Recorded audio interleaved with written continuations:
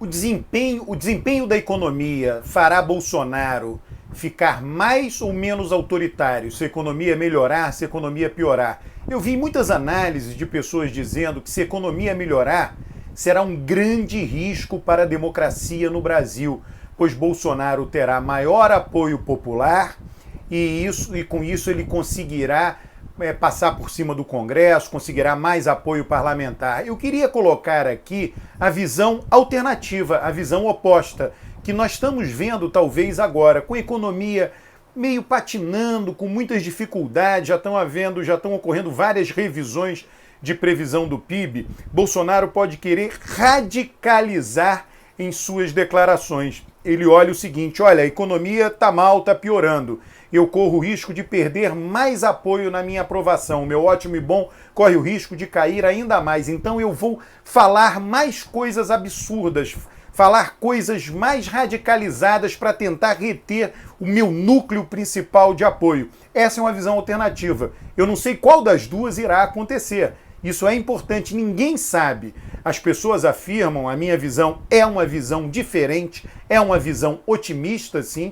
As pessoas, otimista ou realista, eu diria até menos, é realista. Temos instituições, o Brasil é um país muito complexo, é uma federação. As pessoas comparam com frequência o Brasil com a Hungria.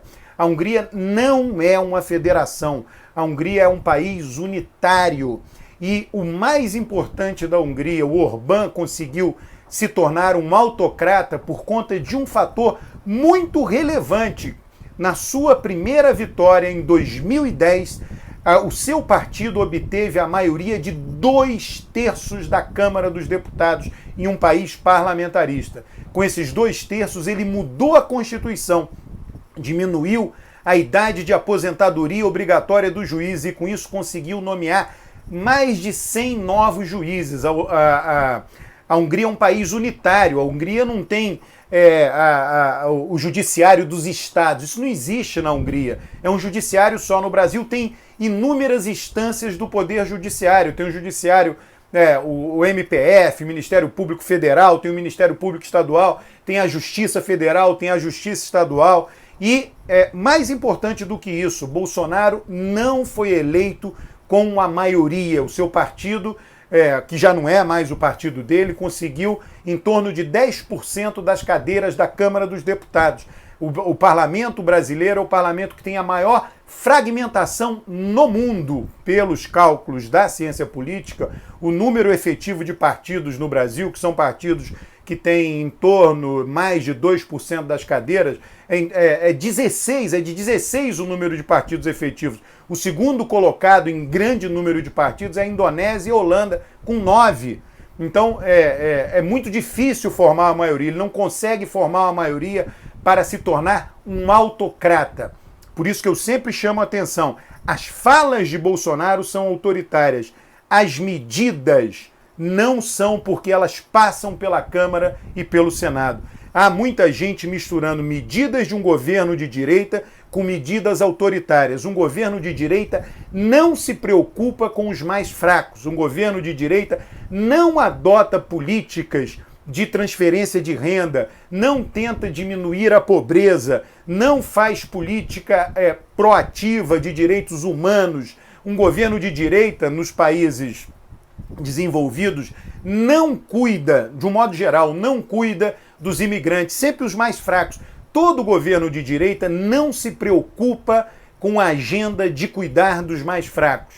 E isso nós estamos vivendo no Brasil um governo de direita. Então é um governo que tomará medidas que irão abster o governo de cuidar dos mais fracos e vai tomar outro tipo de medida. Ele vai tomar medidas de lei e ordem, medidas de coibir transgressões. Esse é que é o grande problema. O que eu considero ser o maior retrocesso do governo Bolsonaro é isso, quer dizer, mas é típico de um governo de direita. E são as mortes. A polícia do Rio vem matando muito, várias polícias vêm matando muito.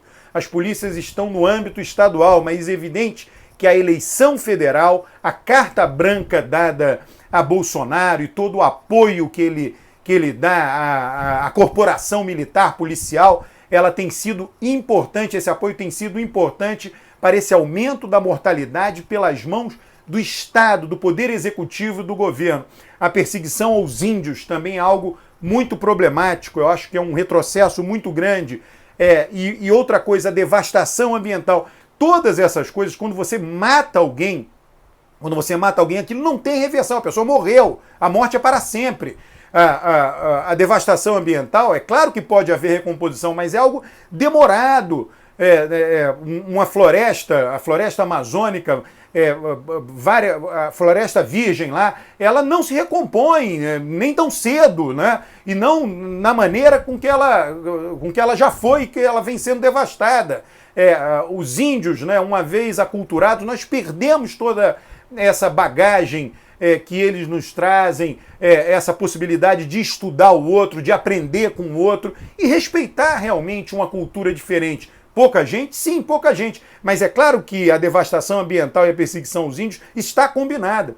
Hoje, o principal elemento de proteção da floresta amazônica são as comunidades indígenas. Então, a perseguição aos indígenas vem combinada com a devastação ambiental.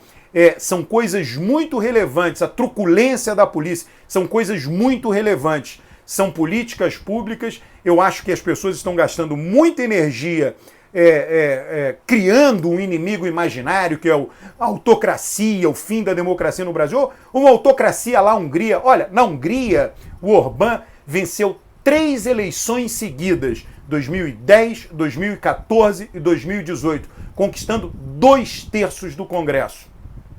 É assim que foi possível na Hungria ele se tornar um autocrata, perseguir a mídia, colocar a mídia toda do lado dele, colocar juízes do lado dele. Isso está longe de acontecer no Brasil. Então, nós estamos gastando energia com, digamos assim, com o inimigo imaginário, né? E o inimigo real, que é a truculência da polícia, o inimigo real, que é a perseguição aos indígenas, que é a devastação ambiental, ele está sendo colocado num segundo plano em função dessa conversa relevante, sim, mas fácil, conversa de redes sociais, né, como se fosse criar uma dificuldade para se colocar do lado certo. Olha, eu lembro ali quando teve aquele episódio lá do fazendeiro em Minas Gerais, que foi para o bar com a suástica.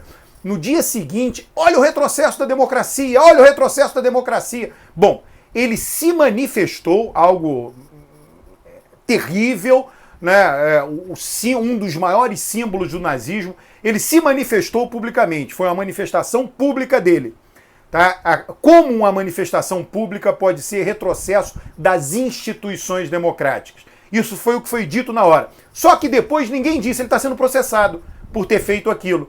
Ora, se as instituições tivessem retrocedido, ele sequer teria sido processado. Ele foi investigado, foi achado onde mora, o nome dele, ele vai ter que sentar na frente de um procurador, vai ter que explicar por que ele fez isso. Enfim, ele está sendo coibido, ele está sendo enquadrado por nossas instituições. Só que isso é normal, isso ninguém falou no dia seguinte, é totalmente compreensível. O que escandaliza é a comunicação e não o funcionamento real das instituições. O ser humano é assim, isso foi importante para a nossa sobrevivência. A gente sempre fica escandalizado com aquilo que é mais grosseiro, que é mais... daí a radicalização até, com aquilo que é mais extremado,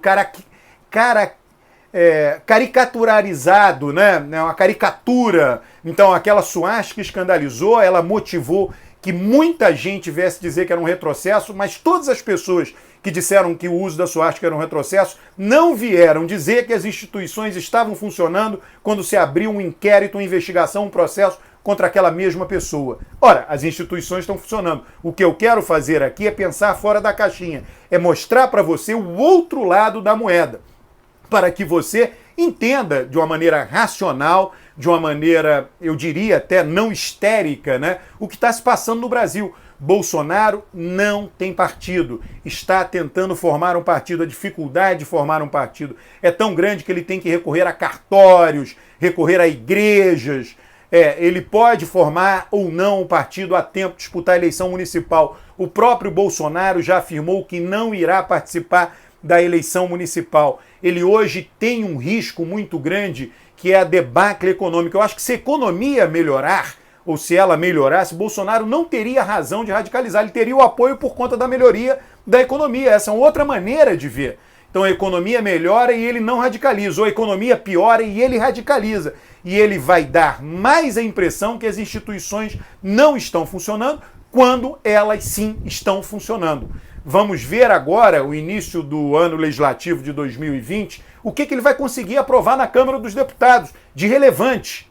De relevante, reforma tributária é o que vai ser debatido. Existem várias propostas, várias proposições de reforma tributária. A do governo é a que tem menos chance de ser aprovada. Tem a proposta do Bernardo Api, tem a proposta do ex-deputado Luiz Carlos Rauli, tem várias propostas tramitando na Câmara e no Senado. O que vai acontecer, no meu entender?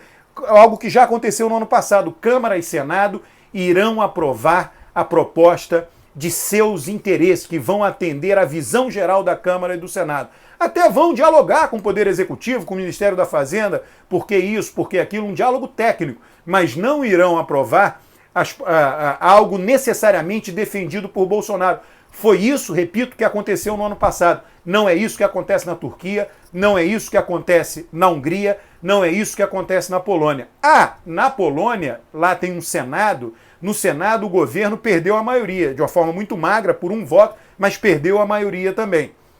Então as coisas são bem menos caricaturadas, no meu entender, do que nós acabamos achando em função da mídia, em função das informações que a gente hoje recebe até mais pelas mídias sociais do que pelas mídias tradicionais. Essa é a minha visão, é o outro lado da moeda. Como sempre, você não tem que concordar, basta apenas refletir, olhar, ler e ver os fatos com frieza.